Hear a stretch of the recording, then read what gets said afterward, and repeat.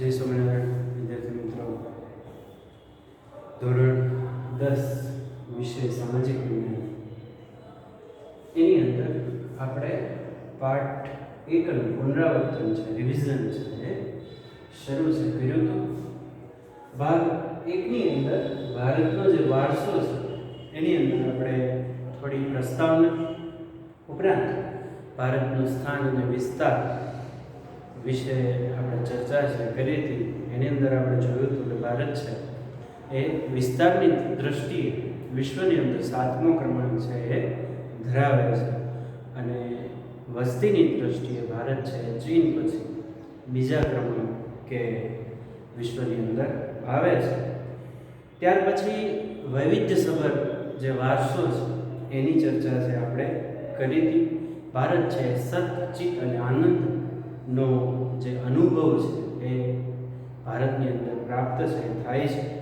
ભારતની સંસ્કૃતિ છે એ શાંતિપ્રિય છે. આ ઉપરાંત ભારતનો જે ભવ્ય વારસો છે એને સ્થાપિત કરવા માટે વિવિધ ઋષિમુનિઓ, સંતો, વિદુષીઓ, વિદ્વાનો, ચિંતકો, કલાકારો, સાહિત્યકારો, ઇતિહાસકારો, રાજનીતિજ્ઞો વગેરેનો ખૂબ જ મોટો ફાળો છે. તો આમ છે એ ભારતનો જે વારસો છે એ વૈવિધ્યસભર છે એ બન્યો છે. ત્યાર પછી આજના જે સેશનની અંદર આપણે જોવાનું છે સંસ્કૃતિનો અર્થ અને ભારતીય સંસ્કૃતિ જે છે એનો વારસો છે. એના અંદર ભારતનો જે પ્રાકૃતિક વારસો છે એ વિશે આપણે ચર્ચા છે આજના ઉપક્રમની અંદર કરવાની છે. જોઈએ આપણે કે સંસ્કૃતિનો અર્થ. સંસ્કૃતિ એટલે જીવન જીવવાની રીત. સંસ્કૃતિ એટલે શું? તો કે જીવન જીવવાની રીત. માણસ છે એ પોતાનું જીવન છે એ કયા આદર્શો સાથે વ્યતીત કરે છે એને સામાન્ય શબ્દોની અંદર સંસ્કૃતિ છે એ કહેવામાં આવે છે. આમ સંસ્કૃતિ એટલે જીવન જીવવાની રીત. દેશ કે સમાજમાં કાળક્રમે બદલાતા સંજોગો અનુસાર જનજીવનમાં આવતા પરિવર્તનો, સુધારા, સામાજિક નીતિ, રીતિ ઇત્યાદિ વડે ભિન્ન ભિન્ન સમાજોની સંસ્કૃતિ છે એ બને છે. સંસ્કૃતિ છે એટલે જીવન જીવવાની રીત એટલે સંસ્કૃતિ છે. દેશ કે સમાજની અંદર કાળક્રમે જે સુધારા આવે છે અને એનાથી જે ભિન્ન ભિન્ન સમાજોની સંસ્કૃતિ છે એ બનતી હોય છે. સંસ્કૃતિ એટલે માનવ મનનું ખેડાણ અને તેમાં માનવ સમાજની ટેવો, મૂલ્યો, આચાર અને વિચાર, ધાર્મિક પરંપરાઓ, રહેણી-કહેણી અને જીવનને ઉચ્ચતમ ધ્યેય સુધી લઈ જતા આદર્શોનો સરવાળો એમ કહી શકાય. તો સાદી ભાષાની અંદર કીધું કે સંસ્કૃતિ એટલે જીવન જીવવાની રીત. કોઈ પણ દેશ કે સમાજની અંદર સમયાંતરે જેવો કોઈ સુધારા આવે એનાથી ભિન્ન ભિન્ન પ્રકારની સંસ્કૃતિ છે એનું ઘડતર છે એ થતું હોય છે. સંસ્કૃતિ એટલે માનવ મનનું ખેડાણ. માણસ છે એ ધીમે ધીમે જે કોઈ મૂલ્યો છે, આચારો છે, વિચારો છે, ટેવ છે, નીતિ છે, રીતિ છે એ કંઈક નીતિ રીતિ છે એ છોડે છે અને કંઈક નવી નીતિ રીતિ છે એને અપનાવે છે અને એનાથી એના જે મૂલ્યો છે એ બનતા હોય છે. એને સામાન્ય શબ્દોની અંદર જે તે દેશ કે સમાજની સંસ્કૃતિ તરીકે ઓળખવામાં આવે છે. આમ ઉચ્ચતમ માણસ છે પોતાના જીવનને ઉચ્ચતમ ધ્યેય સુધી જ્યારે લઈ જાય છે ત્યારે એનો જે સરવાળો બને છે કે માણસ છે એ ટોચની સપાટીએ કઈ રીતે પહોંચ્યો છે, તો એનો જ્યારે સરવાળો કરવામાં આવે છે તો એ એની સંસ્કૃતિને આભારી હોય છે. આપણે કહીએ છીએ ઘણી વખત કે ફલાણો સમાજ છે એ બધા જ સમાજ કરતાં ખૂબ જ આગળ પડતો છે.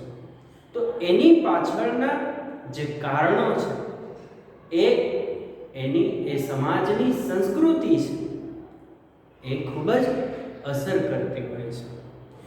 જે તે સમાજે પોતાની આગેકૂચ માટે કંઈક નીતિ નિયમો નિર્દિષ્ટ કર્યા છે, કંઈક મૂલ્યો છે સ્વીકાર્યા છે, કંઈક રિવાજોને છોડ્યા છે, કંઈક રિવાજોને અપનાવ્યા છે, અને આ રીતે જે તે સમાજ કે દેશની સંસ્કૃતિ છે એનું ઘડતર છે એ થતું હોય છે. તો સામાન્ય અર્થની અંદર કહી શકાય કે સંસ્કૃતિ એટલે જીવન જીવવાની રીત અથવા તો માનવ મનનું ખેડાણ, એને સંસ્કૃતિ છે એ કહેવામાં આવે છે. ભારતીય સંસ્કૃતિનો વારસો, ત્યાર પછીનો જે પોઈન્ટ છે એ ભારતીય સંસ્કૃતિનો વારસો છે. વારસો એટલે આપણને આપણા પૂર્વજો તરફથી મળેલી અમૂલ્ય ભેટ. વારસો છે કોને કહેવામાં આવે છે? તો વારસો છે એ સામાન્ય અર્થની અંદર આપણા પૂર્વજો કે આપણા વડીલો તરફથી આપણને જે અમૂલ્ય ભેટ મળી છે એને સામાન્ય શબ્દોની અંદર આપણે વારસા તરીકે ઓળખવામાં આવે છે. ભારતનો ઇતિહાસ 1000 વર્ષ પુરાણો છે. ભારત છે એના જે મૂળિયા છે એ હજારો વર્ષ ની પ્રક્રિયા બાદ જે સંસ્કૃતિ છે, જે વારસો છે એ તૈયાર થયો છે. ભારતનો જે ઇતિહાસ છે એ હજારો વર્ષ પુરાણો છે.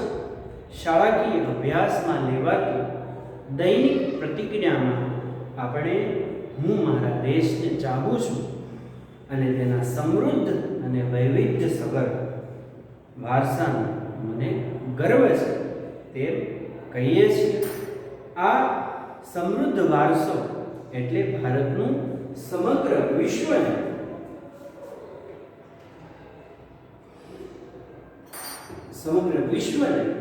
પૂર્ણ માનવ જીવનના રહસ્યોનું પ્રદાન એમ કહી શકાય. આપણે સામાન્ય અર્થની અંદર તમે તમારા આ પુસ્તકની અંદર જોજો તો ત્યાં પણ એક શરૂઆતની અંદર પ્રતિજ્ઞા આપી છે અને એની અંદર એવો ઉલ્લેખ છે કે હું મારા દેશને ચાહું છું અને તેનો જે સમૃદ્ધ અને વૈવિધ્યસભર વારસો છે એનો મને ગર્વ છે. આવું કહીએ છીએ ત્યારે આપણે આપણા જે આપણું છે વિશ્વને પૂર્ણ માનવ જીવનના રહસ્યનું પ્રદાન છે એવું કહી શકીએ છીએ. ભારતના વારસાને નીચે દર્શાવેલા 2 વિભાગની અંદર વહેંચી શકાય છે. ભારતનો જે વારસો છે એનો મુખ્યત્વે 2 ભાગની અંદર વહેંચી શકાય છે. એ જે વારસો છે મુખ્યત્વે ભારતનો પ્રાકૃતિક વારસો અને ભારતનો સાંસ્કૃતિક વારસો.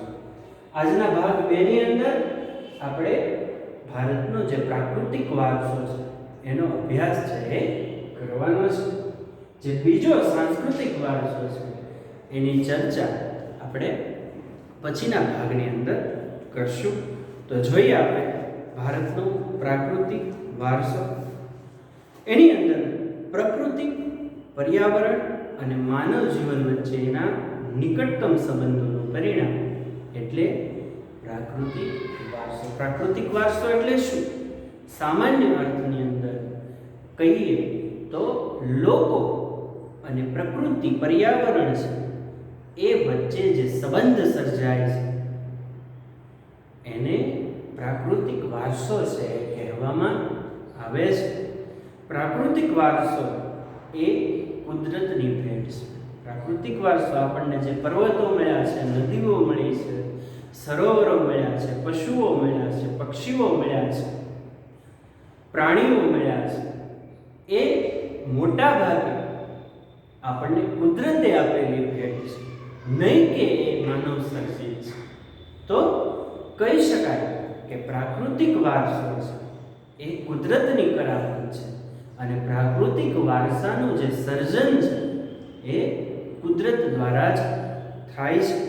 તો પ્રાકૃતિક વારસો છે એ કુદરતની ભેટ છે. ભારતનો પ્રાકૃતિક વારસો વિશિષ્ટ અને વૈવિધ્યસભર છે. ભારતનો જે પ્રાકૃતિક વારસો છે એ કેવો છે? વિશિષ્ટ છે અને વૈવિધ્યસભર છે. ભારત છે એના ઉત્તરી ભાગની અંદર ઠંડીનો અનુભવ થાય છે, એના દક્ષિણ ભાગની અંદર ગરમીનો અનુભવ થાય છે. આમ ભારત છે એની પાસે વિશિષ્ટ અને વૈવિધ્યસભર પ્રાકૃતિક વારસો છે, જેમાં ઊંચા પર્વતો, હિમાલય છે, ગિરનાર છે, પછી સાતપુડાની જે પર્વતમાળા છે, સહ્યાદ્રી છે. તો આમ ભારત પાસે ઊંચા પર્વતો, નદીઓ સિંધુ, રાવી, બિયાસ, ગંગા, યમુના, ગોદાવરી, સરસ્વતી, કાવેરી આવી નદીઓ, ઝરણા, સાગરો, લાંબા દરિયા કિનારા, વિશાળ ફળદ્રુપ મેદાનો, ખીણ પ્રદેશો, રણો નો સમાવેશ છે થાય છે. ભારત છે એને પ્રકૃતિ તરફથી જે વરદાન પ્રાપ્ત થયું છે એમાં ઊંચા પર્વતો એટલે કે ભારતની જે ઉત્તરી સીમા છે ત્યાં હિમાલય નામનો કુદરતી પર્વત છે એ આવેલો છે અને આપણને કુદરતી ઢાલ છે એ પ્રાપ્ત થાય છે. ઉત્તર ભાગેથી આવતા જે ઠંડા પવનો છે એને હિમાલય છે ભારતમાં આવતા રોકે છે, જેના કારણે ભારતની અંદર ઠંડી છે એ ઓછી લાગે છે. આમ ઊંચા પર્વતો આવેલા છે, નદીઓ આવેલી છે, હિમાલયની અંદરથી નીકળતી નદીઓ જે 12 માસ સુધી વહીને ભારતના લોકોનું પાલન અને પોષણ છે એ કરે છે. ઉપરાંત ઝરણાઓ આવેલા છે, ઉપરાંત સાગરો. ભારત છે એનો દક્ષિણ, પશ્ચિમ અને પૂર્વ ભાગ છે એ આવી સાગર સીમાથી ઘેરાયેલો છે. ભારતના દક્ષિણ દિશાએ હિન્દ મહાસાગર, ભારતની પૂર્વ દિશાએ બંગાળનો અખાત અને ભારતની પશ્ચિમ દિશાએ અરબ સાગર નામે સાગરો છે એ આવેલા છે. આમ ભારત છે એને ખૂબ જ લાંબો દરિયા કિનારો છે, લગભગ 8,000 કિલોમીટર લાંબો જે દરિયા કિનારો છે એ કુદરતી રીતે પ્રાપ્ત થયેલો છે. એમાં ગુજરાતનો દરિયા કિનારો છે એ 1600 કિલોમીટરની લંબાઈ છે એ ધરાવે છે. તો આમ સાગરો, લાંબા દરિયા કિનારા, વિશાળ અને ફળદ્રુપ મેદાનો, ખીણ પ્રદેશો અને રણો છે એ આવેલા છે. ભારતની અંદર કચ્છનું નાનું રણ, કચ્છનું મોટું રણ, થરપાકરનું રણ, બોબીનું રણ, આવા રણ પ્રદેશો છે એ પણ આવેલા છે. તથા વૃક્ષો, વનસ્પતિઓ, જીવજંતુઓ, ઋતુઓ, પશુ પક્ષીઓ, પ્રાણીઓ અને વૈવિધ્યપૂર્ણ ભૂમિ દ્રશ્યો છે એનો સમાવેશ છે થાય છે. ભારતની અંદર અનેક પ્રકારના વૃક્ષો છે એ ઉગી નીકળે છે અને આપણે પ્રકૃતિ છે એને કઈ રીતે એની વંદના કરીએ છીએ? આપણે વૃક્ષોને પણ પૂજીએ છીએ. તો ભારતની અંદર અનેક પ્રકારના વૃક્ષો છે, વનસ્પતિઓ છે એ થાય છે. ઉપરાંત જંગલની અંદર અનેક પ્રકારના જીવજંતુઓ છે એ થતા હોય છે. ઋતુ છે ભારતની અંદર 3 પ્રકારની ઋતુઓ છે એ આવે છે: શિયાળો, ઉનાળો અને ચોમાસું. તમે જોશો તો વિશ્વના બીજા દેશો પાસે આવું ઋતુચક્ર નથી. ભારત છે એની પાસે આવું ઋતુચક્ર છે. ઉપરાંત પશુઓ, પક્ષીઓ, પ્રાણીઓ અને વૈવિધ્યપૂર્ણ ભૂમિ દ્રશ્યો જેને આપણે લેન્ડસ્કેપ છે કહીએ છીએ અને આપણે એને અત્યાર સુધી કુદરતી દ્રશ્ય તરીકે ઓળખતા હતા, એને આપણે ભૂમિ દ્રશ્ય પણ કહી શકીએ છીએ. વિવિધ પ્રકારના ખડકો, ખનિજોનો સમાવેશ છે થાય છે. તો આ બધી રીતે આ બધું જે છે, નદી, તળાવ, સરોવર, ઝરણા, સાગર, પશુ, પક્ષી, પ્રાણી, આ જે બધું છે એ ભારતનો પ્રાકૃતિક વારસો છે એ ગણાય છે. આપણે સૌ પ્રકૃતિના સંતાનો છીએ. આપણે સૌ પ્રકૃતિ સાથે એક યા બીજી રીતે જોડાયેલા છે અને પ્રકૃતિ પાસેથી આપણે ઘણું બધું લઈને આપણા જીવનનું પોષણ છે એ કરીએ છીએ. આમ આપણે કહી શકીએ કે આપણે પ્રકૃતિના સંતાનો છીએ. પ્રકૃતિએ આપણી આહાર, પાણી, શુદ્ધ વાયુ તેમજ નિવાસ જેવી લગભગ બધી જ આવશ્યકતાઓ માટે સુંદર વ્યવસ્થા છે એ કરી છે. આપણે પ્રકૃતિના સંતાનો છીએ. શું કામ પ્રકૃતિના સંતાનો છીએ?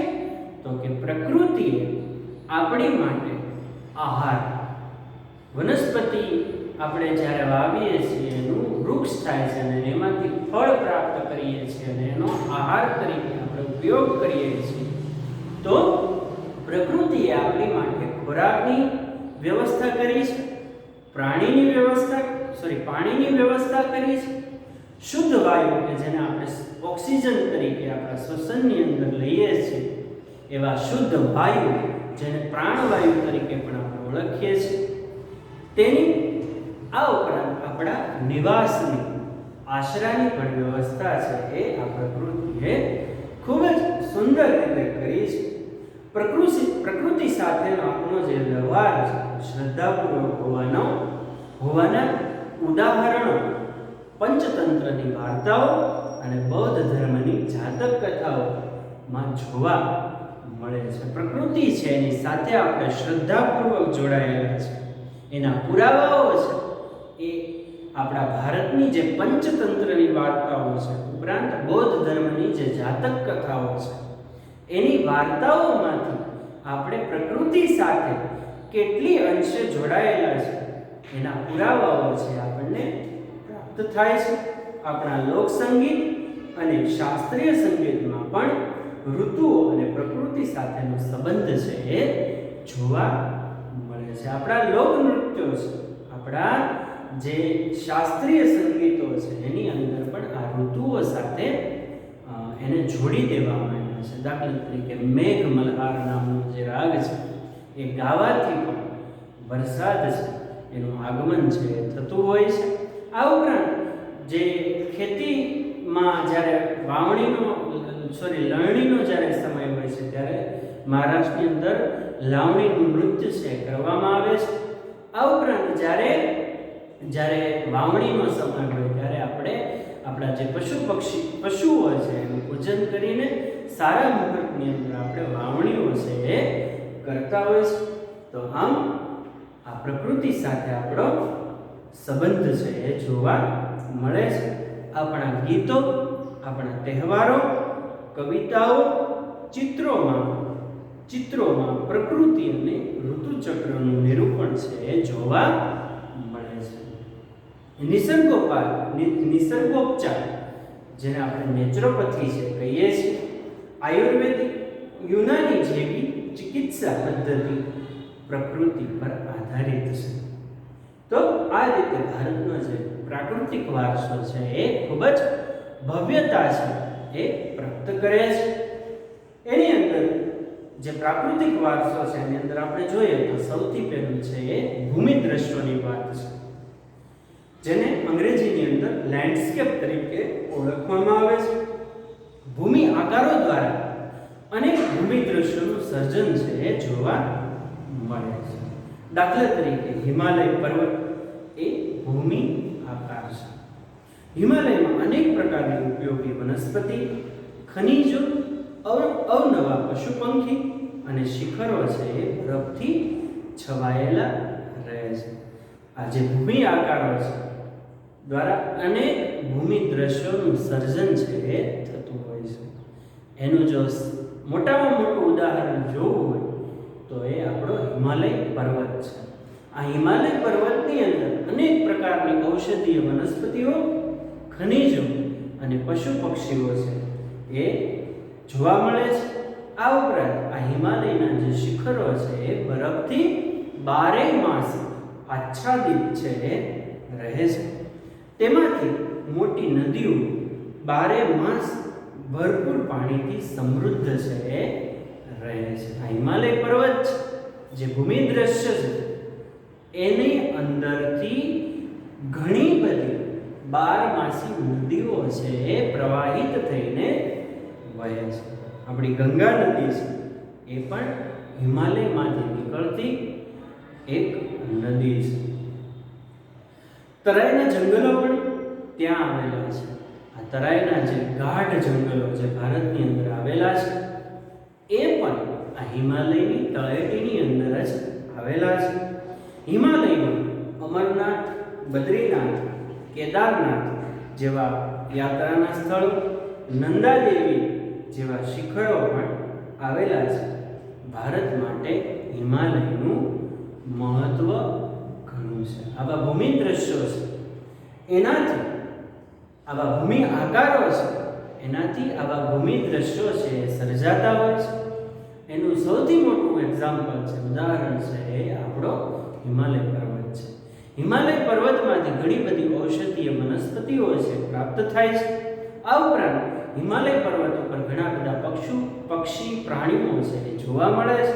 હિમાલય પર્વતના જે શિખરો છે 12 માસ બરફથી આચ્છાદિત રહે છે.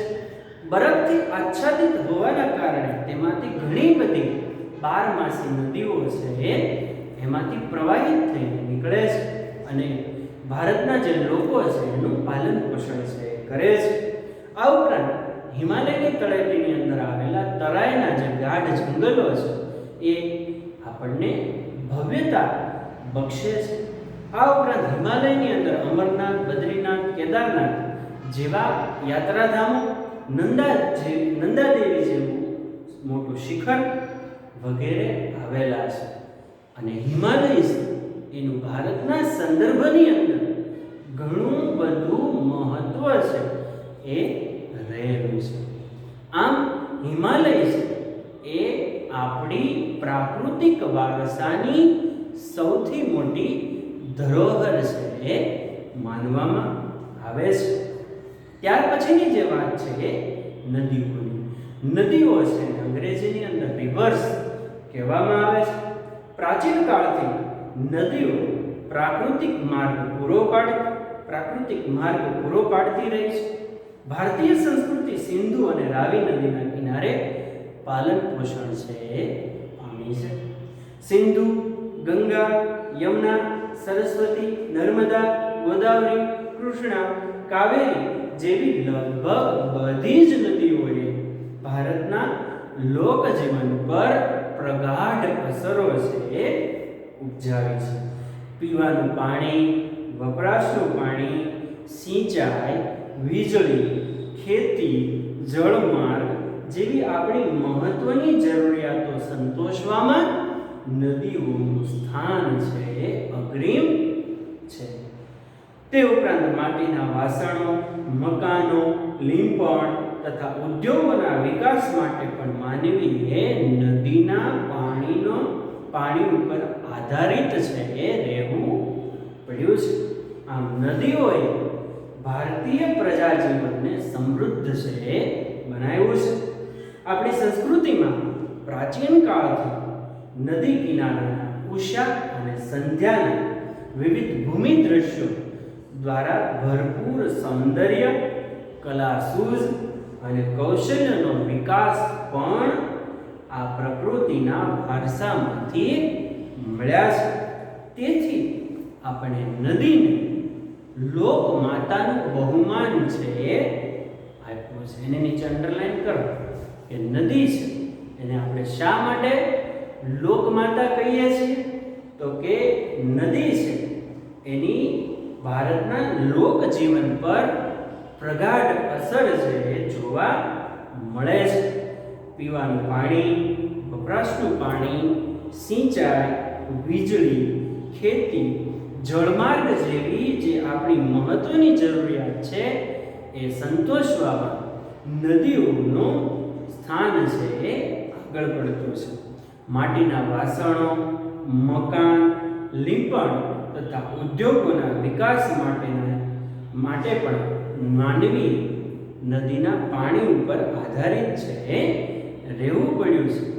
એટલા માટે નદી છે એને ભારતની અંદર લોક માતા તરીકે પૂજવામાં આવે છે. તો પ્રાકૃતિક વારસાની અંદર આપણે જે બે મુખ્ય જે પ્રાકૃતિક વારસાઓ છે એનો અભ્યાસ છે એ કર્યો છે. જે ત્રીજું અને ચોથું છે એનો આપણે ભાગ 3 ની અંદર કન્ટિન્યુ છે એ કરશું. ત્યાં સુધી જય સ્વામી.